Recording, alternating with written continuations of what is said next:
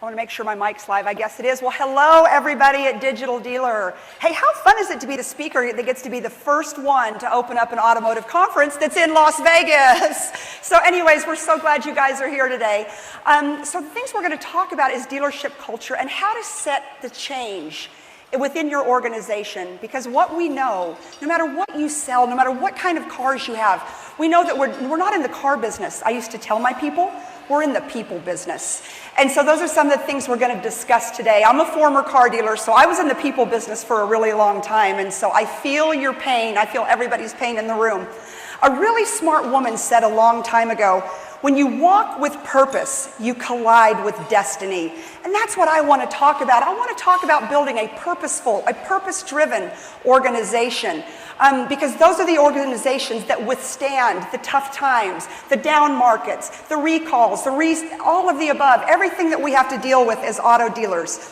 And so the condition of your organization directly correlates with the bottom line. Does everybody in the room agree with that? If the organization is in good shape and everybody's working together and everything's gelling, are we selling cars and making money? Do we agree with that? Come on, guys. Yes, right? So, my goal today is to explore and analyze the condition of your organization. And so we only have about 10 minutes up here, but I'm going to tell you a quick story. 6 years ago, I was tasked to be one of the people within my organization to write a proposal to Chrysler about being the Fiat dealer in Austin, Texas. And so my piece to it was the people piece. How are we going to hire people? How are we going to find people to bring this great brand back to the United States? So I read a book, and it was called Delivering Happiness by Tony Hsieh. And it absolutely changed the trajectory of what I did as a car dealer. And what I realized is that it isn't what you sell, it's what you stand for. And I kind of needed to have it isn't what you sell, it's what you stand for, because if you guys remember, Fiat left the US the first time as Fix It Again, Tony. So I had to hang my hat on something, so I decided to hang it on the people. So taking this book, Delivering Happiness, my big takeaway is that Zappos and Fiat had kind of been in the same mix.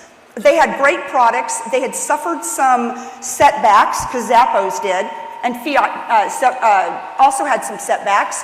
But then they reemerged as a great and fabulous brand. So it was a good roadmap for me as a car dealer to be able to guide the troops. So the one thing I'll tell you is that you've got to position yourself and your organization for not only financial success, but for cultural success. Because you see, people are hard to come by. Does everybody in this room agree? If we could always get the right people at the right time, would the car business now become easy? Do we agree? I would agree with that. So what I know is that truly great and inspired workplaces are the ones that are the most successful. So now I travel around the country and I talk to car dealers, and the first thing I ask the dealer, the employees, and the leadership team, and here's my question. Do you believe that what you do matters? Think about that question. Do you believe that what you do matters? Because you see, how do you build an organization that has a higher purpose if they don't believe that what they do matters? Think about the porter. Is what he or she does matter? The lot's got to be straight. The cars have got to be clean so that we can demo the cars. How about the receptionist? Does it matter? It all matters. And so that's where I would like to recommend that you guys talk to your organizations and make sure that they believe that what they do matters every single day. So research says that organizations that have a higher purpose are the longest lasting and the most fulfilling. They layer passion, they start with purpose, they layer passion, and then they finish it up with pleasure. Has anybody in here read the book Good to Great? Yes. Okay, so one of the things that they talk about in the book is that there's 3 takeaways for you guys to go back to your organizations with. People have to feel perceived progress. Does that make sense? People have to feel like they're moving forward every single day. So what do as a dealer? You celebrate the wins, the big ones and the small ones. Number 2, it's connectedness. We spend more time in our dealerships than we do at home. Do we all agree with that? So why not build an organization? Because research tells us if people are friends in the organization, it isn't about, they tend to stay longer and they're more engaged. So happiness does not come from within, it comes from between. Number 3 is vision and meaning. Anybody read the book Good to Great? Nobody in this room? Okay, so a company with a higher purpose that is beyond money, that is beyond being number 1 in their respective industries, beyond a financial statement. A company that truly has purpose, that has a mission statement like what I had at Fiat of Austin. It doesn't matter what you sell, it's what you stand for as an organization. So in Good to Great, the companies that have a higher purpose, those are the companies, those are the great companies, and they are separated from the companies that are just good.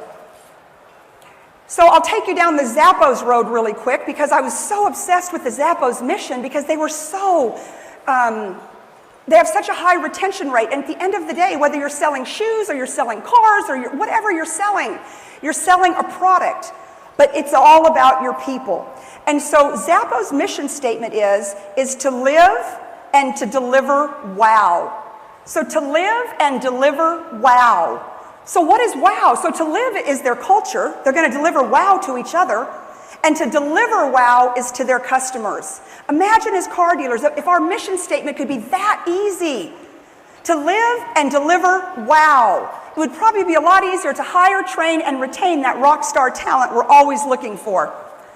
So I'm going to give you real quick, I'm checking time here, but the 10 core values that Zappos has. Now, funny story, after I read the book, did the proposal, I decided, well, how would Zappos ever find out if I hijacked their 10 core statements? And so I did, and I even put them on the door of the dealership. Well, how they found out is I ended up meeting the leaders from Zappos, and they came to my dealership to do some filming on this dealership that had won Best Workplace Awards based on the Zappos book.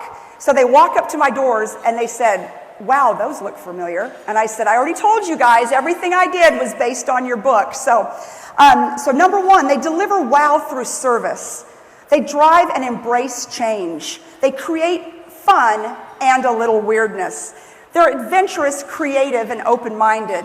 They pursue growth and learning. They build open and honest relationships with open and honest communication. They build a positive team and a family spirit.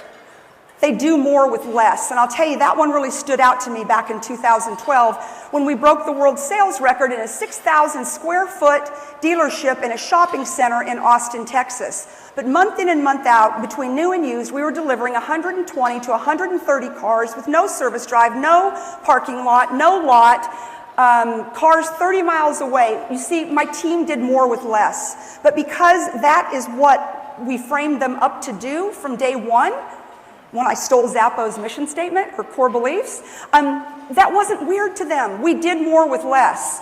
And then number 9 is to be passionate and to be determined. You've got to find people that love what they do and they do what they love every single day. But I'm going to tell everybody in this room, it starts with the leaders. You've got to love what you do every single day because you see everyone's watching you. I've told my team for years, you don't have the luxury of not showing up well. You've got to show up well every single day because that's what your team is looking for, is a leader that shows up well every single day. And to show up well, you've got to be passionate and determined. And then number 10, and this is kind of hard for every one of us in the car business, but I'm going to say it out loud. You've got to be humble. I don't know how many of us could be humble in here and still sell a bunch of cars. But those are Zappos' top 10. Take the ones that you like, but I'll tell you, it's a great roadmap. The book is Delivering Happiness. And then I'm going to leave you guys with this because I think my 10 minutes is about to expire.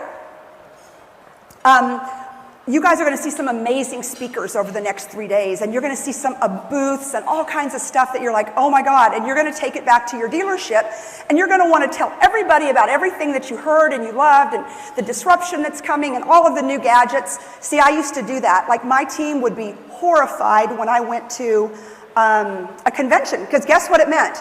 I'm going to turn the whole damn dealership upside down because I figured out a new way to sell cars. So I want to leave you with this. When you go back, to turn your dealerships upside down, because that's what we're here to do. We're here to disrupt. We're here to sell cars. We're here to get better. And so, but I'm going to leave you with this thought, and it's from Gandhi. First, they ignore you. Then they laugh at you. Then they fight you. Then you win. So thank you for having me. Take everything you've learned back to your dealerships, disrupt it, turn it upside down, and sell a bunch of cars. Thank you.